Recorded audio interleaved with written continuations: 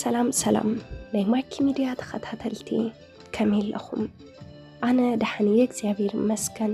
ንስኻትኩም እውን ኣብ ዘለኹምዎ ሰላም ክትኾኑ ተምኒታዩ። እሞ ናይ ማይኪ ሚድያ ተኸታተልቲ ንሎሚ ሕፅር ዝበለትን ኣዝያ መሳጢትን ኣመና መምሃሪትን ዝበልክዋ ዛንታ ናባኹም ሂዝያ ቀሪበ ኣለኹ። ግና ቅድሚ ናፍቲ ዛንታ ምባለይ ነስ ቻናል ሳብስክራይብ ዘይገበርኩም ሰባት እንተዳሃሊኹም ነስ ቻናል ሳብስክራይብ ብምግባር ነዛንታ ጀምርዎ ክብለኩም ይፈቱ። ናፍቲ ዛንታ ክብለኩም ሰናይ ምክትታል። እዚ ሕዚ ዘዕልለኩም ዛንታይ ፈጣሪ ምስክረይ ሕዚ ገና ንዓኹም የዕልለኩም ኣለኹ። ዋላ ንሓደ ሰብ ተዛሪበ ይፈልጥን ካብ ዝኣምኖም ስድራ ይኹን ካብ ዝኣምኖም የዕሩኽተይ ዋላ ሓደ ዝፈልጥ ሰብ የለን። ብሕዚ እውን ሰብ ክፈልጠኒ ኣይደለን እየ። ካብ ሰብ ክፈልጠኒ ብሂወት ዘይምንባር ይሕሸኒ። ስለዚ በዚ ምኽንያት ድማ ሹመይ ክዕቅቦ ይሕሸኒ። ዝነብረሉ ቦታ ግና ኣብ ገጠር እዩ። እሞ ናይ ማይኪ ሚድያ ተኸታተልቲ ዝጭነቐሉ ዘለኹ ዛንታይን ዝወርደኒ በደልን ክነግረኩም እሞ ምኽርኩም ክትቡን ይላቦ። ኣነ ሓውኩም ከምኡውን ወድኹም ኣብ ሕዚ ሰዓት ወዲ 21 ዓመት መንእሰይ ኮይነ ኣለኹ።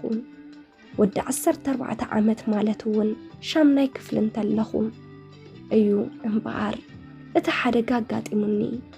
ዓድና ሃገረሰብ ብምዃኑ ናይ ነዊሕ ኪሎ ሜትር ተጓዒዘየ ናብ ቤት ትምህርቲ ዝኸይድ ዝነበርኩ።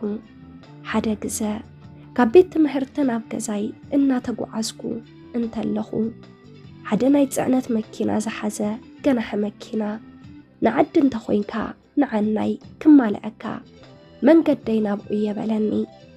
ኣነ ድማ ደኺሙኒ ስለ ዝነበረ መሬት እውን ጽልግልግ ኢሉ ስለ ዝነበረ ገዛይ ቀልጢፈ ክኣቱ ብምሕሳብ ሕራ ኢለዮ ናብ መኪንኡ ደይበ።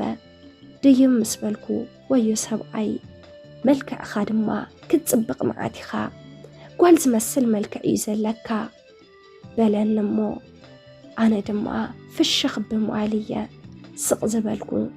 ቀፂሉ ክንደይኻ ትመሃር ኢሉ ርእሰይ እንዳደረዘ ጠየቐኒ። ኣነ ድማ ሻምናይ ክፍሊ ተምሃራይ እየ ኢለ መለስኩሉ። ኣነ ነዚ ኩነታቱ ብሕማቕ ኣይወሰድክዎን። ምኽንያቱ ብዙሓት ዓበይቲ ሰባት ርእስኻ እንዳደረዙ ዝንእዱ ሰባት ስለ ዝፈልጥ ናይዚ ሰብኣይ እውን ከም ናቶም ጌረየ ዝወሰድክዎ። ግና ድማ ወዮ ሰብኣይ ካሊእ ነይሩ ዕላምኡ። ቁሩብ ምስ ተጓዓዝና ኣብ ፀምፀም በረኻ ደው ኣቢሉ ብሓይሊ ዓሚፁኒ። ወዲ 14 ዓመት ቆልዓ ንወዲ 40 ዓመት ዝኸውን ሰብኣይ ክቃለሶ ዓቕሚ ስለ ዘይነበረኒ ውይ ክብል እውን ፈቲነየ። ግና ድማ ወዮ ሰብኣይ ውይ ከብለኒ ይከኣለን። ውይ ዋላ እንተዝብል ኣብ ፀምፀም በረኻ ስለ ዝኾነ ዘድሕነኒ ሰብ ኣይመረኸብኩን። ምስ ዓመፀኒ ኣብ ማእኸል በረኻ ደርብዩኒ እዩ ዝኸደ። ኣነ ድማ ስድራይ እንታይ ኮይንካ ከይብሉኒ ኢለ ብኽያተይ ወዲአ ጸራሪገየ ንገዛይ ኣትየ። ብድሕሪ ዝሓደጋ ህይወተይ ተዘሪጉ ደስ ኢሉኒ ካብ ልበይ ስሒቐ ኣይፈልጥን። በዚ ጉዳይ እንትሓስብ እንተለኹ ይበሳጮ ምስ ውሽጠይ እውን ይበኣስ።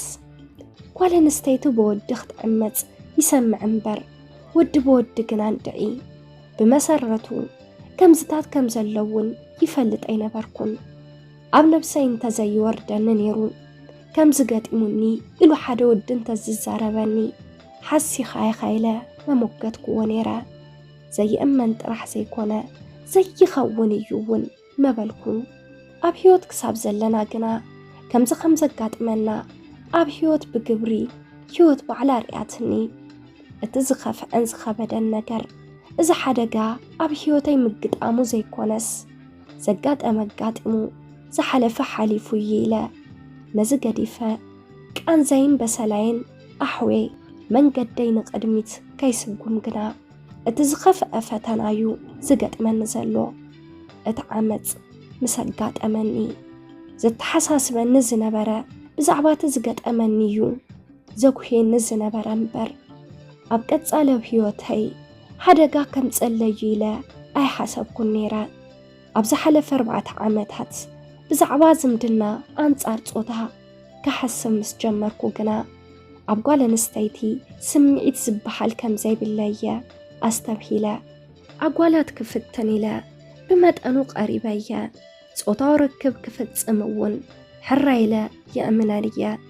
ግና ድማ ስምዒተይ ምምጻእ የኣብየኒ እሞ ምስ ነብሰይ እናተባኣስኩ ይገድፈን። ከምዚ ገይረ 2-3 ግዜ ፈቲነየ። ግና ድማ ምስ ኣበየኒ ሕማቕ እናተሰምዐኒ እየ ገዲፈየን ዝወፅእ። ብኣንጻሩ ግና ሓደ ጽቡቕ ወዲ እንተሪአ ደስ ይብለኒ። ተይተረድአኒ ምስኡ ሕማቕ ነገር ይሓስብ። እንታይ እዩ ዝኸውን ዘለኹ? ኣነ ወዲ ተባዕታይ እንድየ ከመይ ኢለ ወዲ ምነ ኢለ ይሓስብ። እናሓደርኩ ኣብ ክንዲ ቁስለይ ዝሓዊ እናሓደርኩ ስቃይ ይውስኽ ኣለኹ። ነቲ ሰብኣይ ካፍታ ዝዓመፀኒ መዓልቲ ረኺበዮ ይፈልጥን እየ እምበር ብኣካል እንተዝረኽቦስ ህይወቱ እውን ዘሕልፎ እዩ ዝመስለኒ። ኣይመገደፍኩዎን። ስለዚ ኣሕዋተይ በጃኹም ካብዚ ነገር ኣድሕኑኒ። ኣነ ግብረ ሰጉደማዊ ክኸውን ኣይደልን እየ። ብፍጹም እውን ኣይውዕሎን። ኣነ ወድየ ምስ ጓል ተመርኤ ሓዳር ክገብር እየ ዝደሊ።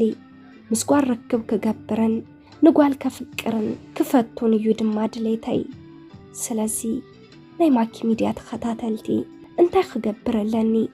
ብኸምዚ መንገዲ እንተቐፂለ ህይወት ክገብር እየ ኢለ ኣይሓስብን። ብኸምዚ መንገዲ እንተደኣ ቀፂለ ዓርሰይ ከይጥፍእ ይፈርሕ። ህይወተይ ክመርሕ ናብራይ ከመሓድር ብኸመይ ይኽእል? በጃኹም ሓሳብ ርእቶኹም ኣብ ናይ ኮመንት መጽሐፍ ቦታ ተገዲስኩም ግደፉለይ። ኣነ ግብረ ሶዶማዊ ክኸውን ኣይደለን። ሰላም ሰላም ናይ ማኪ ሚድያ ተኸታተልቲ፣ ንሎሚ ሒዘልኩም ቀሪበ ዝነበርኩ ነዚ መስል ነይሩ። ነዚ በዓል ዛንታና ሓሳብ ርእቶኹም ኣብ ናይ ኮመንት መጽሐፍ ቦታ ሓሳብኩም ግደፍሉ። ነዚ ቻናል ሓደሽቲ እንድሕር ዳኣ ሃሊኹም ሳብስክራይብ ብምግባር ነታ ናይ ደወል ምልክት ብምንካእ ናይ ቻናልና ናይ ወትሩ ተኸታተልትና ክትኾኑ ብኽብሪ ንዕድም።